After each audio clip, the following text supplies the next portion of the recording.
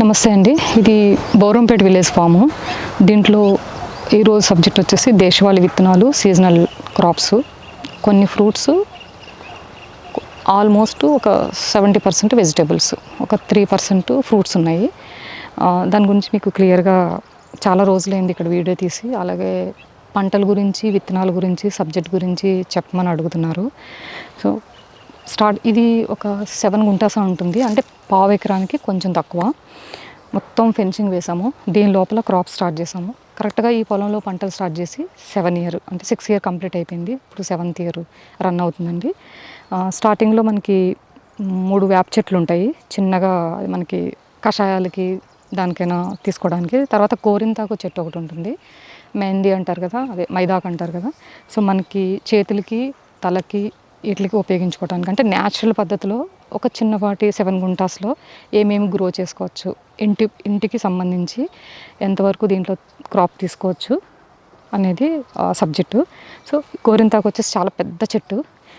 అక్కడ పాము పుట్టు ఉండేది ఫస్ట్ నుంచి, ఇప్పటికీ ఉంది. పాములు ఉన్నాయండి మన దగ్గర చాలా. సో ఆ పుట్టని కంట్రోల్ చేయడానికి పాముల్ని చెట్టు కొట్టేశారు. చాలా పెద్ద చెట్టు. ఆ కొట్టేసిన చెట్టుకు ఇప్పుడు చిగురు వచ్చిందనమాట గోరింతాకు. సో దాని తర్వాత పసుపు. ఫస్ట్ బెడ్కి మనం యాంటీబయాటిక్, శుభానికి మంచిదని చెప్పేసి పసుపు తీసుకున్నాము. 7 సంవత్సరాల నుంచి ఇందులో నేను మా ఇంటికి సరిపడా పసుపు పెంచుతూ, ఇది పచ్చి పసుపులాగే తీసేస్తాను. ఉడకపెట్టడం, న్యూ మెథడ్ ఏమి ఉండదు, అంత పాత పద్ధతి. ఈ పసుపుని ఇప్పుడు హార్వెస్ట్ టైం అనమాట, కొంచెం తవ్వాము ఎట్లా ఉందని. బాగుంది.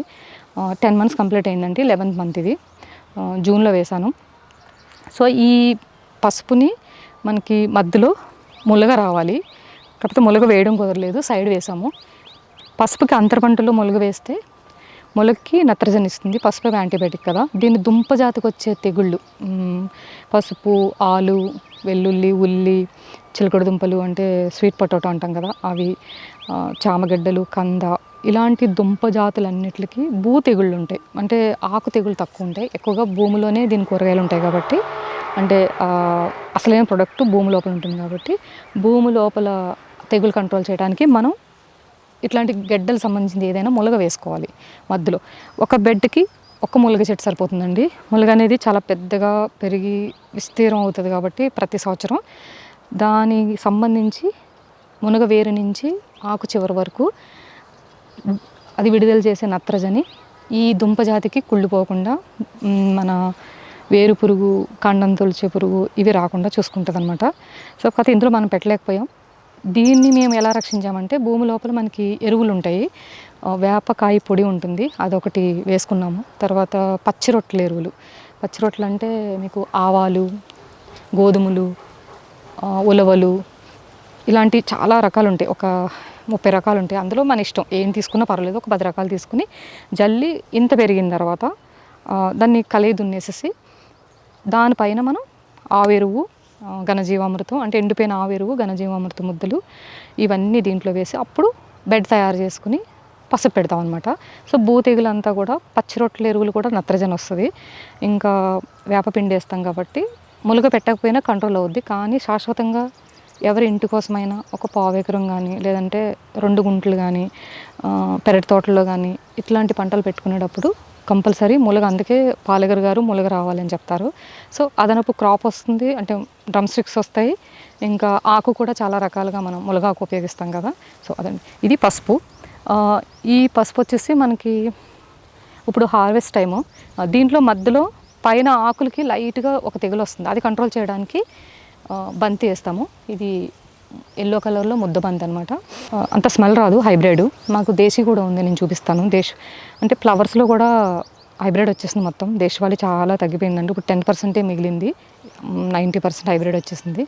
సో మీకు ఆల్రెడీ అది బటర్ఫ్లై తిరుగుతుంది.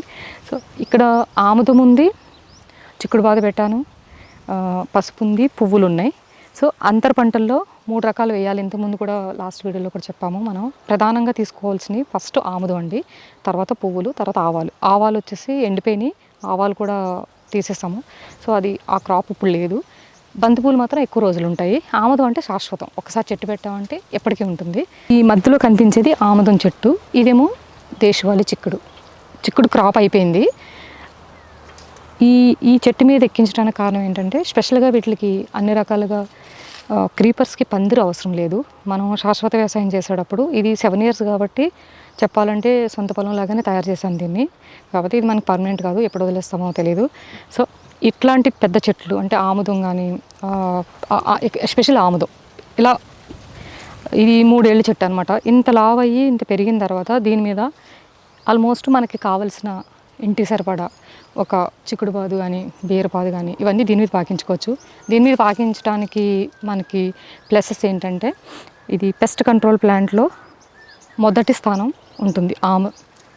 ఆముదం పెస్ట్ కంట్రోల్ చేయడానికి ప్రధాన పాత్ర పోషిస్తుంది. చాలా గొప్పదండి. మీకు క్యాస్టర్ ఆయిల్ అంటారు కదా, మనకి దేశంలో కానీ మొత్తం ప్రపంచంలో కానీ ఏమైనా గొప్ప ఆయిల్ ఉంది అంటే విపరీతమైన జిగురు, ఆ కలరు, మనకి వెంట్రుక నుంచి పాదాల వరకు ప్రతిదానికి ఇంటర్నల్గా ఎక్స్టర్నల్గా ఉపయోగపడేది ఒక ఆముదం మాత్రమే ఫస్ట్ ప్లేస్లో ఉంటుంది. సెకండ్ ప్లేస్ వచ్చేసి ఆవాలు, థర్డ్ వచ్చేసి నువ్వులు. ఇంతకుముందు చాలాసార్లు చెప్పాను ఈ విషయం. ఇది ఆముదం, దీని నిండా పెస్ట్ ఉంది, మీకు కనిపిస్తుంది. ఏదైనా ఒక పురుగులు అంటే వైరస్ కానీ పురుగులు కానీ అట్రాక్ట్ చేయాలనుకున్నప్పుడు ఫస్ట్ ఆముదాన్ని సెలెక్ట్ చేసుకుంటాం అనమాట. సో ఈ చిక్కుడు పాదు అంతా చాలా హెల్తీగా ఉంది. మీకు అంటే ఈ పిట్టలు మనకి బర్డ్స్ కూడా చాలా వస్తుంటాయి, వాటి వల్ల ఇదంతా తెగులు వచ్చినా కూడా, పాదుకి తెగులు వచ్చినా కూడా కాయ చాలా బాగా వస్తుందండి. మీకు కాయలు చూపిస్తాను ఎంత హెల్తీగా ఉన్నాయో. ఇంకా కొంచెం లైట్గా కాస్తుంది. ఈ ఆకులు వచ్చేసి కొంచెం వెడల్పుగా అంటే సీజన్ ప్రకారం ఆముదం ఆకులు వచ్చేసి వెడల్పుగా ఉంటాయి, పెద్దగా ఉంటాయి అన్నమాట. ఎప్పుడైనా ఎండలో మనం ఎక్కువగా పని చేసినప్పుడు బాగా వేడి మనల్ని ఇబ్బంది పెట్టినప్పుడు ఈ ఆకులు పెద్ద ఆకులు తీసుకుని, ఇప్పుడు చాలా చిన్నగా ఉన్నాయి, ఇది ఈ మాత్రం ఉంటుంది, ఆకులు తీసుకుని నెత్తి మీద పెట్టుకుని కాటన్ టవల్ ఒకటి చుట్టేసి మేము పని చేసేవాళ్ళము. ఒక 2-3 అవర్స్కి ఎండిపోయి వాడిపోతాయి అనమాట మొత్తం. ఆ తర్వాత మళ్ళీ తీసి ఫ్రెష్ ఆకులు పెట్టుకునేవాళ్ళం. అలా చేయడం వల్ల ఆ వేడి ఎక్కువగా ఉండే వేడిని ఇది తీసుకుని మనకి చల్లదాన్ని ఇస్తుంది. సూర్యకిరణాల వల్ల మనకి ఎక్కువ ఇబ్బంది కలగదు అనమాట. అంటే మార్నింగ్ ఎండ మంచిది కానీ తర్వాత మనం తట్టుకోలేం కదా. సో చాలా మంచిదండి ఆముదం. ఇంతకు ముందు ఇది వద్యాల్లో విపరీతంగా వాడేవారు. ఎవరికన్నా తలనొప్పి వస్తే పూర్వీకులకి హెడేక్ ఏ రీజన్ వల్ల రానివ్వండి, ఎక్కువగా హార్డ్ వర్క్ చేసి ఎండలో పనిచేసి వచ్చే తలనొప్పి మాత్రం 100% తగ్గిపోద్దండి. ఈ ఆకులు పెట్టి తలకి ఒక కాటన్ టవల్ మంచి వస్త్రం అంటే ఎకో ఫ్రెండ్లీ వస్త్రం చుట్టేస్తే దానికి కొంచెం తడపాలండి, బాగా పిండేసేయాలి, నీళ్ళు లేకుండా చూసుకోవాలి. ఎంత మంచిగా ఉపయోగపడుద్దంటే అంటే తలనొప్పికి వైద్యంలాగా ఉపయోగపడటము. ఆముదం ఉంటాయి కదా కాయలు, పచ్చిగా ఉన్నప్పుడు ఇలా ఉంటుందండి. ఇది మర్చిపోయారు, ఆల్మోస్ట్ పిచ్చి మొక్కలా చూస్తున్నారు. ఇది మనకొక వైద్యం అంటే డాక్టర్ ఉన్నట్టే. ఇంట్లో ఒక చెట్టు ఉంటే దీని గురించి తెలిస్తే పూర్తిగా అనువనం ఎలా ఉపయోగించుకోవాలో. సో ఈ కాయ పచ్చిది, ఇది ఎండిపోయిన తర్వాత ఈ గింజ ఉంటుంది కదండి లోపల, ఎంత స్ట్రాంగ్గా ఉంచండి, ఒలవడానికి కూడా రావట్లేదు. అసలు గింజ ఎంత బాగుంటుందంటే, చిన్నప్పుడు మేము ఆముదం వెనకాల మా లంక గ్రామంలో గోదావరి వెనకాల ఆముదం తోటలు ఉంటాయి, వాటిలంతా అవే పెరిగేస్తాయి. నాన్నగారు గింజలు ఏరుకుంటామనేవారు, కుమ్ముడు ఆముదం తయారు చేసేవారు నానమ్మ. మేము ఏరడానికి వెళ్తే ఆ ఇసుకలో ఎంత బాగా అనిపించేవండి. ఇవ్వండి చాలా అద్భుతం అండి అసలు. ఈ గింజలన్నీ ఒక కుంచుడు అంటే అప్పుడు కుంచాలు అవి ఉండేవి కదా మనకి మెజర్మెంట్స్కి, కొంచెం తీసుకెళ్ళి దాన్ని నిండా ఏరుకొచ్చేవాళ్ళం. దీన్ని కుమ్ముడాదం తయారు చేస్తారు. కట్టెల పొయ్యి మీద ఆముదం కుమ్మేసేసి వేసి కొంచెం నీళ్ళు పోసి ఉడకపెట్టి ఆముదం పైకి ఇలా తేలుతుంది అనమాట, దాన్ని వాడేవారు. అది ఇంటర్నల్గా ఫస్ట్ బేబీ టైంలో ఇది ఈజీగా మొక్కలు వచ్చేస్తాయి, చాలా ఉంటాయండి. మేము ఎక్కువైపోతాయని తీసేస్తాము, 1-2 ఉంచుతాం అనమాట. సో ఈ ఆకులేమో ఇలా తలనొప్పికి ఉపయోగపడేవి, గింజేమో మనకి ఆముదం తయారు చేసిన తర్వాత చిన్నపిల్లల బేబీస్కి కాళ్ళ మీద పడుకోబెట్టి మనకి 3 months అదే 11 days బేబీ నుంచి స్నానం మనం పూర్వీకులు చేపించేవారు కదా. స్నానం చేయించే ముందు ఈ ఆముదాన్ని ఉగ్గు గిన్నెని ఇలా చిన్నగా ఉండేదండి, దానికి ఇలా ఉంటుంది ఈజీగా పిల్లలకి నోట్లో వేయడానికి. ఆ ఉగ్గు గిన్నెలో కొంచెం ఆముదం తీసుకుని ఇట్లా చేత్తో దాన్ని బాగా రంగరించి పోసేవారు. 3 రోజులు మోషన్స్ అవుతాయి పిల్లలకి విపరీతంగా. అంటే లోపలుండే కడుపులో ఉన్నప్పుడు ఆ మదర్ తిన్న ఫుడ్ కానీ లేదంటే వాతావరణం కానీ ఇవన్నిటికి ఈ బేబీ కడుపులో ఉన్న ప్లమ్ ఏదైతే కఫం ఉంటుందో చాలా డేంజరు. ఆ కఫం అనేది మొత్తం ఈ లంగ్స్లో ఫామ్ అయిపోద్ది చిన్నప్పుడు. సో అదంతా బయటకు తీయడానికి ఎవ్రీ 3 months ఆ బేబీకి నోరు ఓపెన్ చేసి ఆ ఆముదం తాగిపించేవారు. తాగిపించి ఇలా అని పొట్ట కొంచెం రుద్దితే మన ఆముదాన్ని వేడి చేసి ఒక కాటన్ క్లాత్ దాంట్లో ముంచి ఆ పొట్టను రుద్దేవారు. సో ఆముదం తాగించిన ఒక గంట తర్వాత వీళ్ళకి 3 రోజులు వరుసగా చాలా జిగురుగా మోషన్ అసలు ఇలా పట్టుకుని తీస్తే పడదనమాట. అంత జిగురుగా లోపల ఉన్న కఫం అంతా కొట్టేస్తుంది పూర్తిగా. అంటే ఒక కుళ్ళు క్లియర్ అయిపోద్ది. అప్పుడు నుంచి బేబీ చాలా హెల్తీగా పెరుగుతుంది. ఎవ్రీ 3 మంత్స్కి అలా చేస్తారు. సంవత్సరం తర్వాత అవసరం లేదు. 3 మంత్స్ అంటే ఒక 5 to 6 టైమ్స్ చేస్తారు 1 year లోపు. సో అలా ఉపయోగపడేది. ఇప్పుడు అవన్నీ మర్చిపోయారు. మళ్ళీ ఒకసారి దీని ఉపయోగం అంటే ఇప్పుడు అంతర పంటల్లో ఇది ఎంత పాత్ర పోషిస్తుందంటే, దీనికి ఉండే అద్భుతమైన గుణగణాలు అప్పుల్లో ఎలా ఉండేది, ప్రతి మనిషికి ఇది ఎంత ఉపయోగపడేది. ఇప్పుడు కఫం లేని పిల్లలు లేరండి. అసలు పుట్టడంతోనే వాళ్ళు లంగ్స్ ప్రాబ్లము, ఊపిరి ఆడకపోవటము, ఎప్పుడూ జలుబుతో ఉండడము, సీరియస్ అయ్యి కొన్నిసార్లు అంటే నాకు తెలిసి చాలామంది పిల్లలు చనిపోయారు మా వాళ్ళు కూడాని. సో ఇలాంటి వాటిలో దూరం అవ్వడం వల్ల ట్రీట్మెంట్ వైద్యుడుగా డాక్టర్ కూడా ఏం చేయలేకపోతున్నాడు. ఆ లోపల వాడేలా తీస్తాడండి. ఇంత అద్భుతమైన ఆముదాన్ని మన పూర్వీకులు కనిపెట్టి దీనికి ఉపయోగించవచ్చు, దీనివల్ల ఇంత మంచి జరుగుతుందని చెప్పినప్పుడు అదొక్కటే మనకు సొల్యూషన్, వేరే సొల్యూషన్ లేదు. ఇప్పుడు ఆల్మోస్ట్ అందరు పిల్లలు ప్రాణాలు పోగొట్టుకుంటున్నారు ఈ ప్లమ్ వల్ల. అంటే ఈ జికటు లోపల ఈ కఫం ఉండడం వల్ల.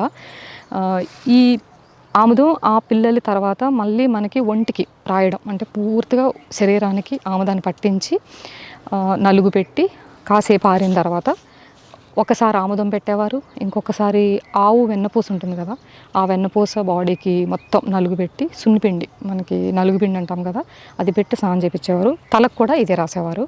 హెయిర్కి కూడా కంపల్సరీ క్యాస్టర్ ఆయిల్ ఆముదమే వాడాలండి. అప్పుడే హెయిర్ వైట్ రాదు, ఊడిపోదు. అంటే పటిష్టంగా గట్టిగా పట్టుకుని కుదుళ్ళని బలంగా తయారు చేస్తుంది అనమాట. ఇంటర్నల్గా ఎక్స్టర్నల్గా అసలు ఎంత ఉపయోగం అంటే ఇంత ముందు ఆముదం గురించి చెప్పేదాన్ని కానండి, ఇంతకు డీప్గా ఎప్పుడు చెప్పలేదు. చాలామంది నాకు ఆముదం ఉందా మేడం అని అడుగుతారు. సో ఇంత మంచి ఆముదం నాకు ప్యూర్గా దొరకట్లేదు అనమాట. అంటే గింజల్ని పాత పద్ధతిలో, ఇప్పుడు నానమ్మ వాళ్ళు చేసిన పద్ధతిలో కుమ్ముడు ఆముదం అంటారు కదా, దొరకట్లేదు. వెతుకుతున్నాము. దొరికితే కనుక తీసుకుంటాం. కాకపోతే దీన్ని అరిగించుకునే శక్తి ఇప్పుడు పిల్లలకి పెడితే తట్టుకునే శక్తి ఇప్పుడున్న పిల్లలకి లేదు, కోల్పోయింది. ఎందుకంటే వేడి బాగా, మరి వాళ్ళు ఇప్పుడు వేస్తే తట్టుకోగలుగుతారు, లేకపోతే సీరియస్ అవుద్దో కూడా మనకు తెలియదు.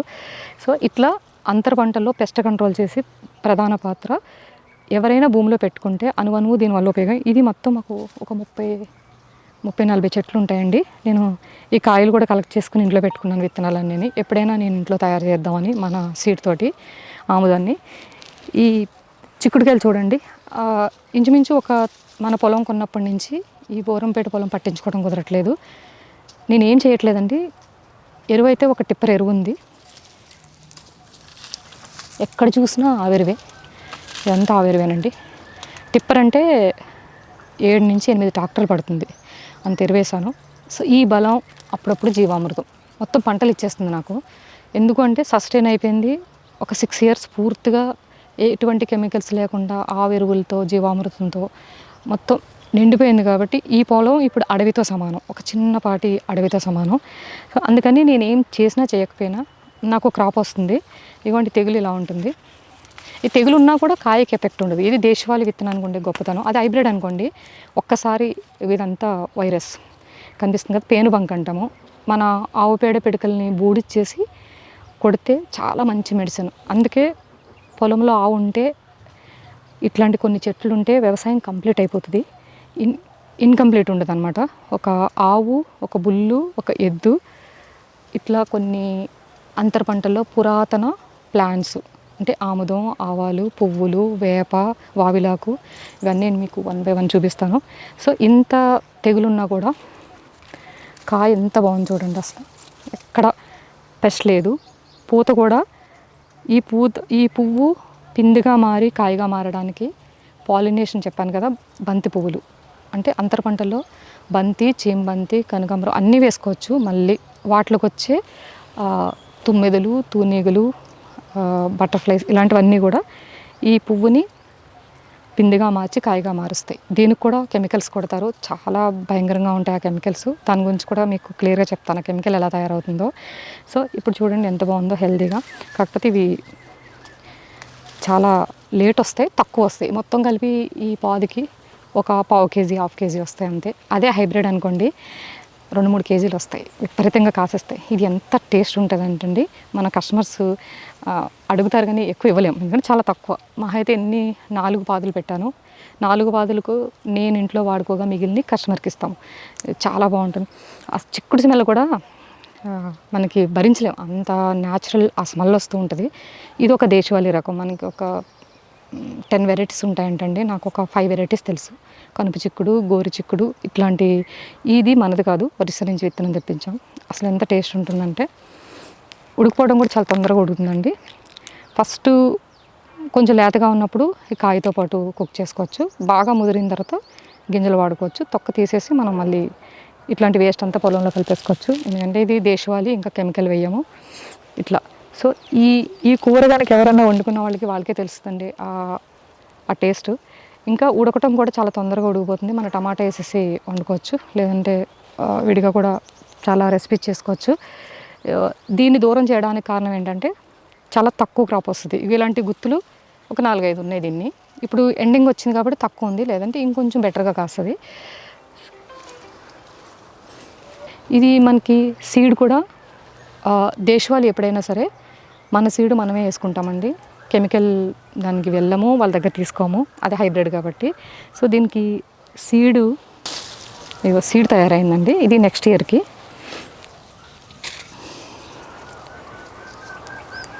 ఇప్పుడు ఈ కాయల పలంగా ఇట్లా ఇంటికి తీసుకెళ్ళిపోయి ఒక పాట్లో కొంచెం మన ఆవు పేడ పిడకలు కచ్చిగా బూడిది ఉంటుంది కదా, అది కొంచెం కలిపేసేసి కాయలతో పలంగా స్టోర్ చేసేసుకుని మళ్ళీ వచ్చే మే నెలలు కాకుండా ఆషాఢ మాసం ఆ టైంలో పెడతారు మన దేశవాళీ చిక్కుడి.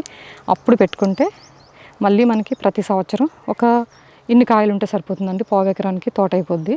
ఇట్లా మనది ప్రతిదీ కూడా ఈ క్రాప్ సంబంధించి మన సీడ్ మనమే ఉపయోగిస్తాం.